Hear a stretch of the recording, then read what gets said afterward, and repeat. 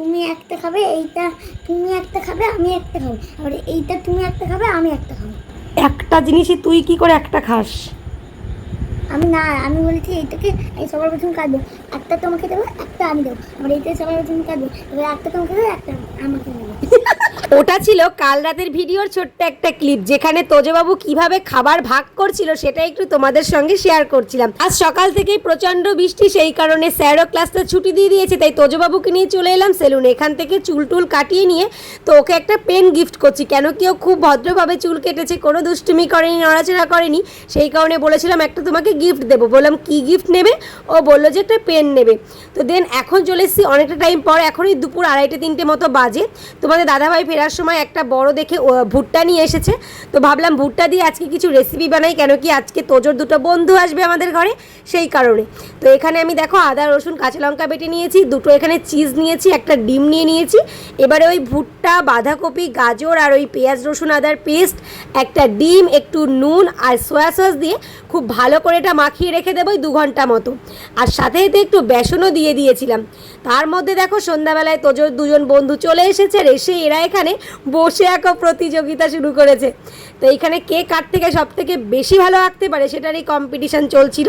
তো একে একে কিন্তু সবার আঁকা কমপ্লিট। দেখেছো আমাদের নীলানবাবু কি সুন্দর দুর্গা ঠাকুর এঁকেছে, এদিকে সৌম্যবাবু একটা সিনারি এঁকেছে, আর তোজোবাবু এঁকেছে আয়রন ম্যান। তো সবারই আঁকা থাকা মোটামুটি কমপ্লিট। আর আমি আজকে আমার এই দুজন বান্ধবীগণের জন্য নিজের হাতে স্পেশাল সেই দই ফুচকা বানিয়েছি, সেই স্পেশাল ধনেপাতার চাটনি, আলু মাখা, আর এখানে দেখো ফুচকাগুলো ভেজে নিয়েছি। আর বরমাসেকে বলেছিলাম বাজার থেকে রসগোল্লা নিয়ে আসতে। তো এই ছিল আজকের সন্ধ্যাবেলার হালকা ফুলকা টিফিন। আর এই ইভিনিং টাইমে একটু কফি না করলে হয় বলো তো?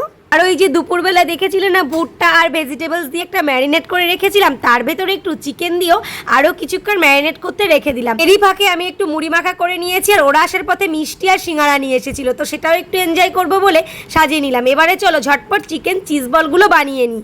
এর আগে আমি 5-6টা মতো চিকেন চিজ বল বানিয়ে বাচ্চাদেরকে দিয়ে দিয়েছি, ওরা কিন্তু খেয়ে নিয়েছে। এবারে এগুলো বড়দের জন্য বানিয়ে নিচ্ছি। আমি জানি তোমরা ভাবছিলে যে ওই চিকেন ম্যারিনেশনটা দিয়ে কি বানাবে, তো ওটা দিয়েই বানিয়ে নিয়েছি চিকেন চিজ বল। দেখেছো তো চিজগুলো কেমন বাইরে বেরিয়ে এসেছে। তো চলো স্যালাড আর ধনেপাতার চাটনির সাথে এটা গরম গরম সার্ভ করে দিই। আর এই হচ্ছে আমার বান্ধবীগণ, আর পেছনে আমাদের পুত্রগণ। আমরা কিন্তু আজকে সন্ধ্যাটা ভীষণ এনজয় করেছি, ওরাও বাচ্চারাও কিন্তু খুব এনজয় করেছে। সবসময় পড়াশোনা আর পড়াশোনা, তার বাইরে একটু আলাদা আনন্দ না হলে ভালোই লাগে না। আর এই যে এনাকে দেখছো, ইনিও আমার ভীষণ ভালো একজন বন্ধু, ইনিও সন্ধ্যাবেলা এসে ঘুরে গেছে, তাই এই মুহূর্তটুকু তোমাদের সঙ্গে একটু শেয়ার করলাম। অনেকটা ভালো সময় কাটানোর পর এনারা কিন্তু এনাদের গন্তব্যস্থলে ফিরে যাচ্ছে। আর যেই ওদের যাওয়ার সময় হয়েছে তোজবাবুর মনটা অমনি খারাপ হয়ে গেছে, তাই ওর 2 বন্ধু এসে ভালো করে একটু জড়িয়ে আদর করে দিয়ে গেল। তাও তোজবাবুর মুড ঠিক হলো না। তারপর অবশেষে টাটা করার পর বললাম চলো ওরা আবার একদিন আসবে। তারপর গিয়ে আমার বাবুর মুড ঠিক হলো। তো চলো আজকের ভিডিওটা ছিল এতটুকুই, আবার আগামীকাল তোমাদের সঙ্গে আরও একটু ভিডিও নিয়ে আসবো। তো আজকের মতো টাটা।